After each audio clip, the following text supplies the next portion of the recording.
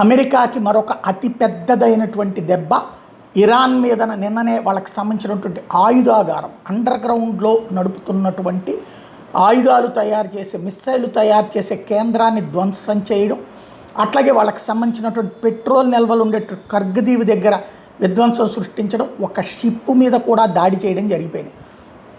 దానికి ప్రతీకారం ఇప్పుడు ఇరాన్ చేసుకొచ్చింది.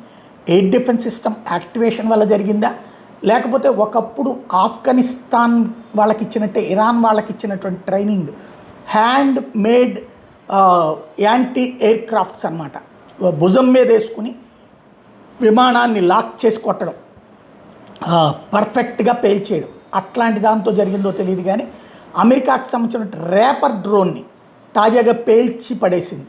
ఇది దాదాపుగా 100 కోట్ల విలువైనటువంటిది. 100 కోట్ల విలువైనటువంటి యుఎస్ రేపర్ డ్రోన్ తాజాగా పేలిపోయింది.